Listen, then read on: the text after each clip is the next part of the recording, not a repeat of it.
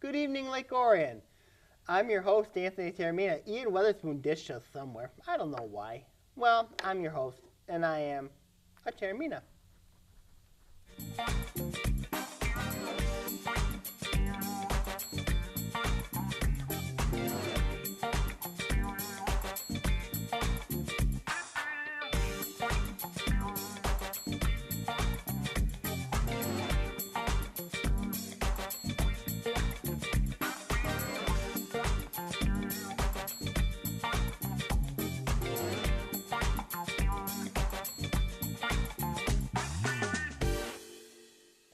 Yes, indeed. We're here with Between Taorminas here on ONTV. I'm here with Sammy. Sammy, how you doing? Hanging in there.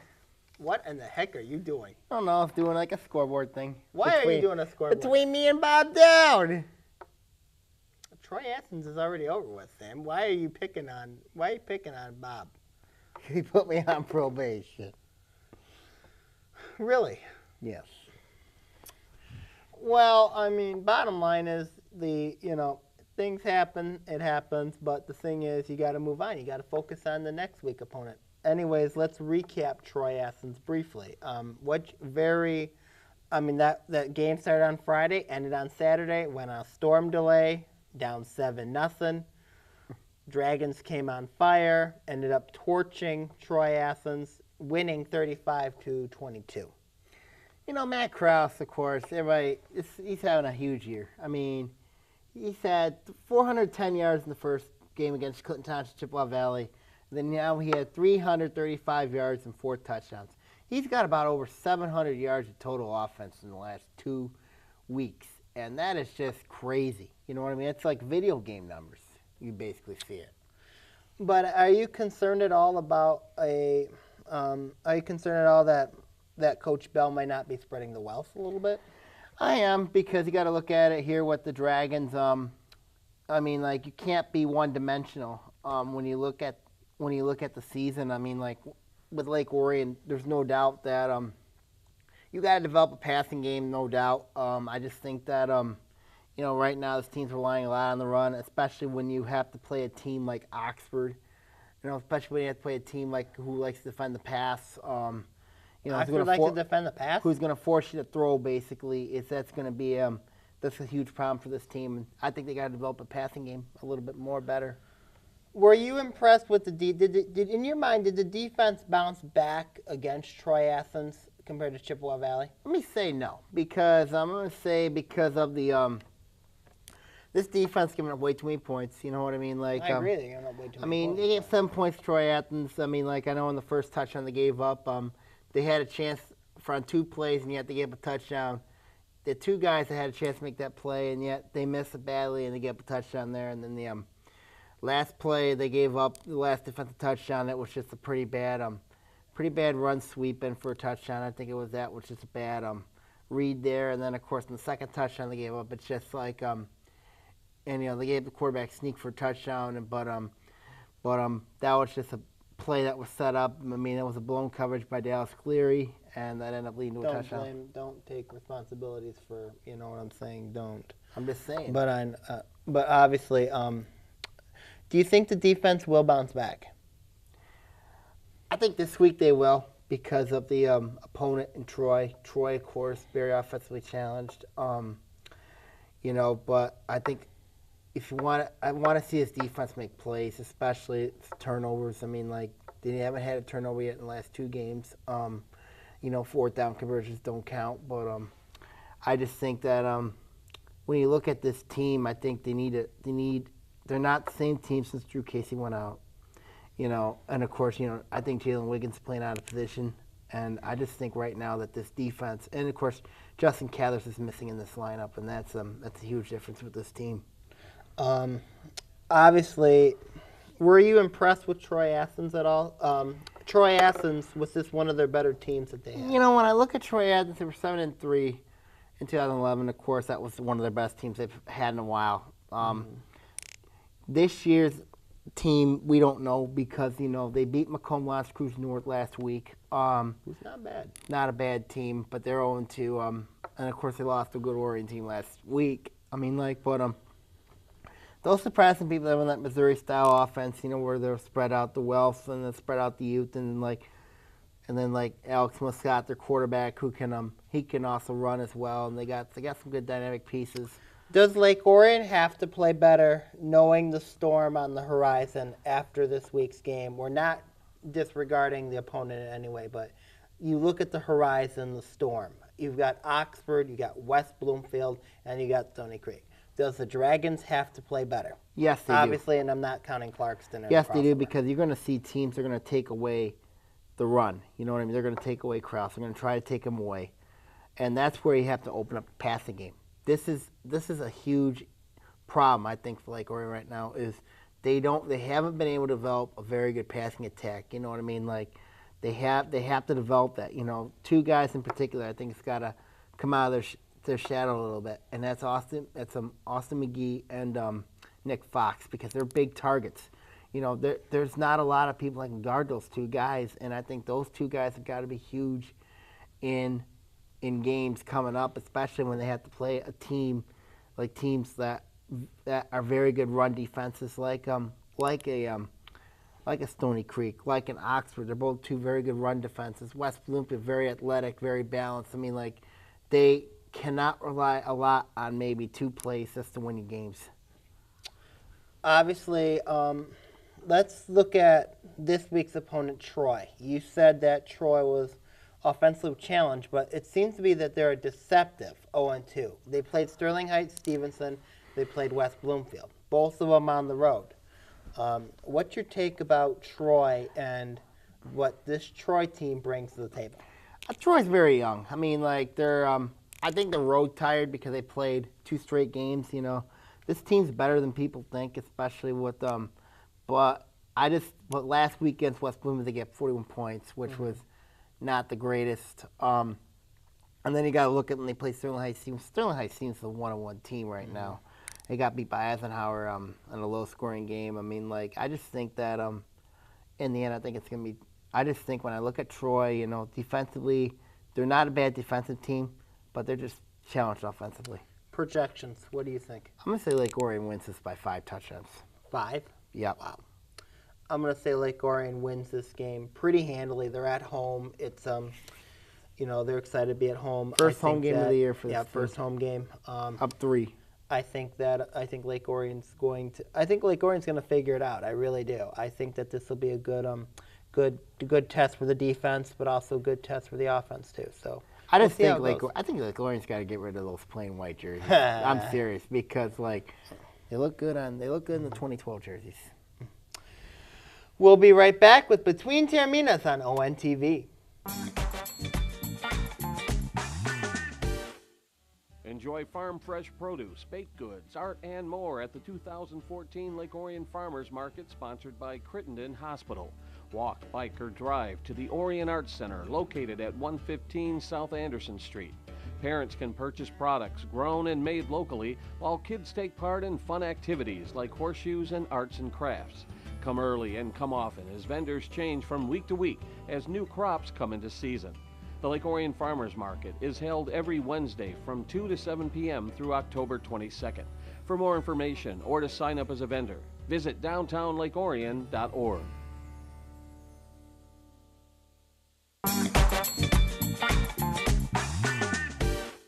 Between Taorminas here on ONTV. We're going to discuss the Lions. They're playing Monday Night Football against the Giants. This is called the Curtis Etherton Bowl, if you remember. Mm-hmm. What's your take about this? When I look at this game with New York, I mean, Eli Manning got killed last year. He basically got killed. When I look at this matchup with the Lions, new regime, new coach, same problems. They have no secondary. They should have picked up Champ Bailey. That would have made them a better secondary team. But I just think they didn't pick him up. They didn't pick him up. And that's unfortunate, because I think when you look at this game, if Eli Manning gets protection, he's going to carve this Lions defense apart. You really think that the Lions don't stand a chance? Are you excited for this upcoming Lions season? No, because here's why. It's because when you look at the Lions have been known for breaking people's hearts. There's a reason why they've been rebuilding since 1957. They have not proven to bring a winner to Detroit. I need to believe in myself that the Lions are not the Chicago Cubs of the National Football League. This is a team that's cursed. They can't win a game. I mean, like when you put it here, especially on the road, when you got to play teams like Green Bay, Chicago, and Minnesota are in your division, you got to win those games. But I just think right now with the Lions, there's a lot of optimism going around. You got Stafford, you got Bush, you got Bell, you got Johnson, Golden Tate. I mean, like, you got your tight ends, Pettigrew, Ebach, and then, of course, That's all offense. that's What all about offense. Defense, Sue fairly interesting combo, but I just think their defense, I don't trust even Talk one bit at all. He's too small to be a linebacker. Do you blame Ian Weatherspoon for the Lions' struggles? No. Yes, I do. You do? Yes, Okay. I do. Yeah, I blame him for those losses because he's responsible for at least half those games last year that they lost, and of course he gives everybody a false sense of hope. You know what I mean? He gives everybody a false sense of hope that his teams will always win and pull out through, and yet they don't deliver. And yet last year it was totally his fault. The Lions went 7-9 last year. I told him, and yet the Lions proved me right by failing every year. Anyways, let's talk briefly about Michigan State and Michigan. Bad week for the Big Ten. I like the Lions tonight in that game, though. You do like the Lions tonight? Yes. I think the Lions will beat the Giants as All right, well. let's go to college football. All right. Michigan State, Michigan. Bad week for the Big Ten. What's your take? Ohio State lost. Michigan State's still the class of Big Ten. Uh-huh. If I'm Michigan State, I'm not panicking because you're going to get Oregon's points, too, if you get that. You know what I mean?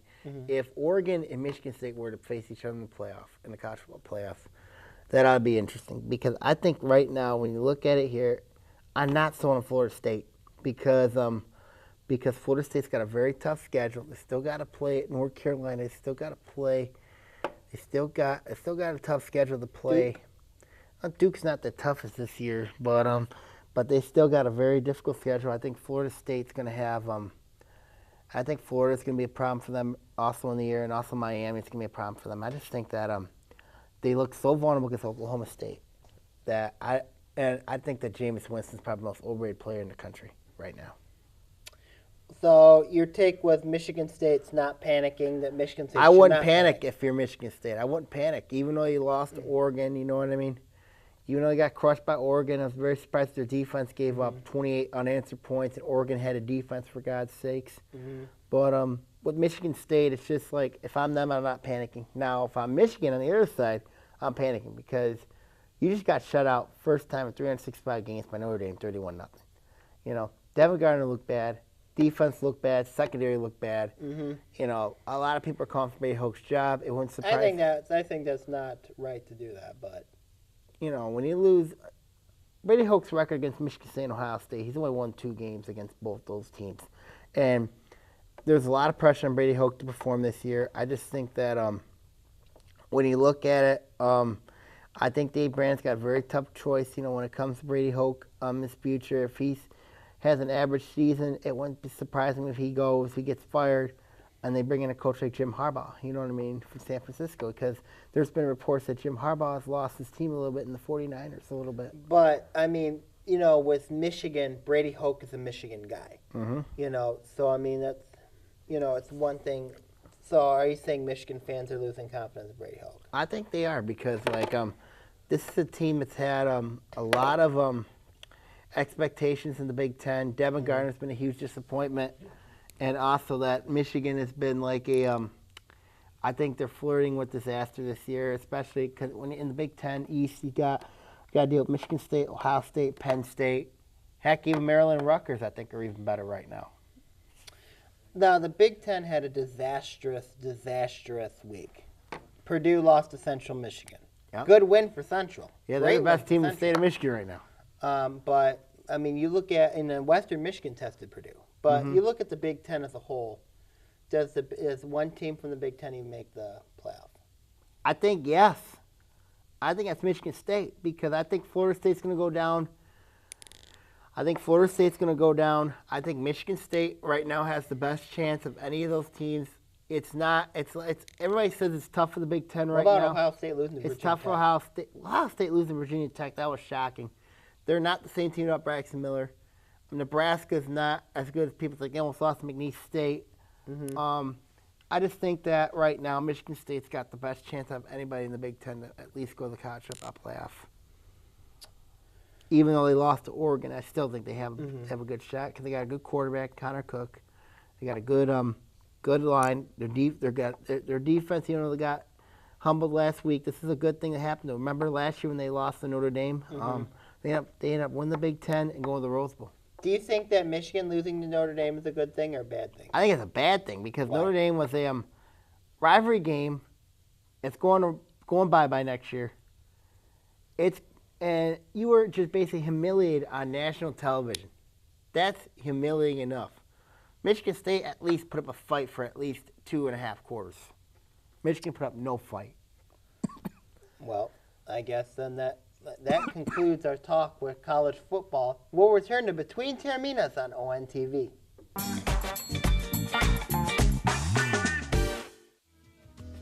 As the summer begins to wind down, enjoy the transition into fall by loading up the family and taking a trip to Friendship Park for Barn Days on Saturday, September 13th from 11 a.m. to 5 p.m. There will be plenty of activities for the whole family, including a petting farm, carnival games, inflatables, farm fresh produce, and a wagon ride. But be forewarned, you may encounter some Yankees and rebels who don't know the Civil War is over.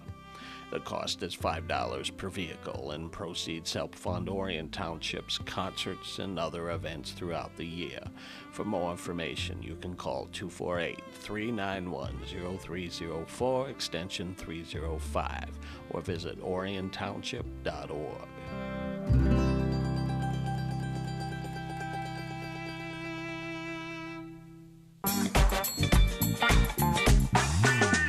Welcome back to Between Taorminas here on ONTV. Whoever did that music did a very the good Barn job. Days? For the Barn Days, yes. Yeah, I mean, that announcer isn't bad either. Yes. Go out there, fans, and go to the Barn Days.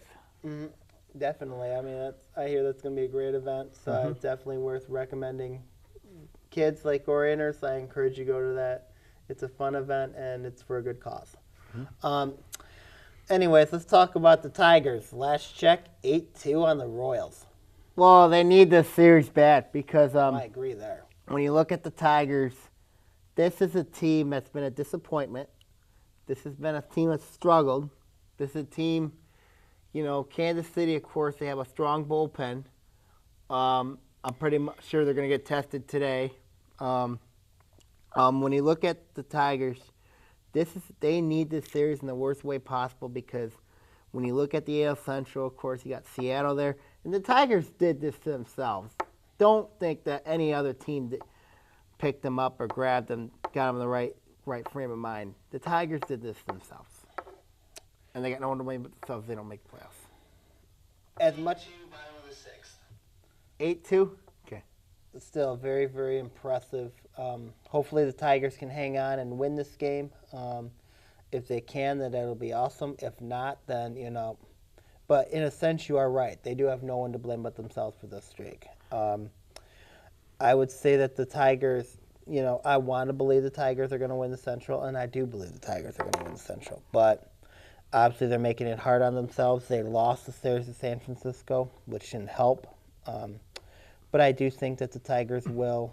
I think the Tigers got to win, not just win the series. I think they got to sweep the Royals and make a statement. I think they got to do it. If they can do it right now, they got to remember. Big game James pitches Wednesday for the Royals. Against Rick Porcello. I know Scherzer pitches tomorrow for the Tigers. You know what I mean?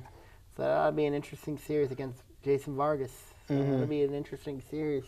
But obviously the Royals being the Royals is obviously. But don't forget that game could get into a delay on Wednesday. Maybe because you got severe weather threat coming up. Yes, you do. A lot of people lost power on them.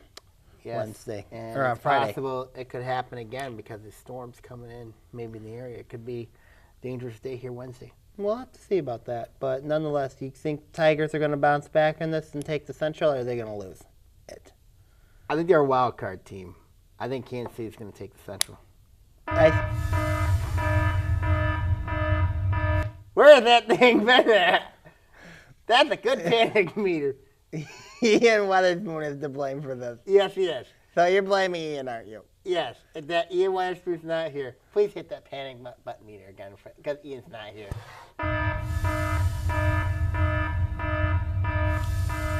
Okay, that guy's gonna be in so much trouble because he ended up ditching our show. Yep. That doesn't surprise Hey, me. let's go to Cots. All right. You know, one thing that I've been watching Lake Orion football for a long time. And ever since 2003, I've watched Lake Orion football. Others have been watching it longer. Others have been watching. My call out this week is the entire Lake Orion varsity football team. Why? Simple. Look, yes, the record is 1-1. Yes, we lost to Chippewa Valley. But at the same time, this week, obviously you play Troy this week. Troy is a good test for you guys. My question is, how are you going to respond weeks 4, 5, and 6? You've got Oxford, West Bloomfield, Stony Creek. 3 teams that have gotten better. Not to mention you still got Clarkston, and then whoever the crossover is going to be very tough. Lake Orion football. I have asked this question before, and I'll ask it again. I asked this question on Twitter not too long ago. How do you respond? My question is to Lake Orion varsity football players, coaches, staff, fans, even myself and Sam. How do you respond? I think that's a very, obviously, you've talked about being committed to the mission. My view is, how do you respond? Looks like you responded well last week, but how do you respond for the rest of the season? Lake Orion football, that choice is yours. Okay, my first call of the day, of course, we have a nice little panic meter button here. So the first one I'm going to call is this guy. You can hit that panic button meter. Why? You put me on probation! You put me on probation! Why? I never did anything wrong to you! And I get put on probation. Can I tell the story? Okay, here's the story. Bob and Sammy have been messing around with each other for a long, long time. They have great respect and great admiration for each other. They don't hate each other, but they do pick on each other a lot. And I would say that, and the thing is, Bob put him on probation. They're just doing it for fun. So, so fans, and Bob will eventually come on BT. That message is clear for Sammy because Bob will come on BT and he will have his retribution on Sammy. Sammy's day is coming, ladies and gentlemen. We will find out. My last call here I'm going to call out is, it's not Bob Down, it's Oprah! Oprah! Why? Why is Oprah coming to the Palace Friday? Why? Who are you? What have you done lately? I can't believe this.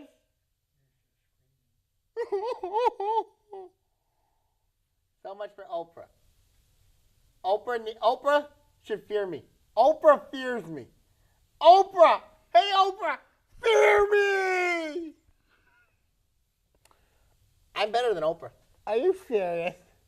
I am better than Oprah. You call out Oprah? Yeah, I think Bob Dow's better than Oprah. You call out Oprah and you're trying to compare her with Bob? No. Bob Dow's better than Oprah. Why did you call out Oprah? Oprah's coming to the Palace this weekend. But Oprah? Oprah. Now we've seen everything. Oprah. All right, any final thoughts? It'll be interesting. We have a guest coming on next week called the Dolo Trophy to preview Lake Orion Oxford. Be an interesting game. It should be very, very interesting next week. Mm-hmm. Got Troy this week. It should be a fun one. Yes. All right, Lake Orion, we're heading on out for the evening. Have a great night. And hit that panic meter for the Tigers. Goodbye between Taorminas.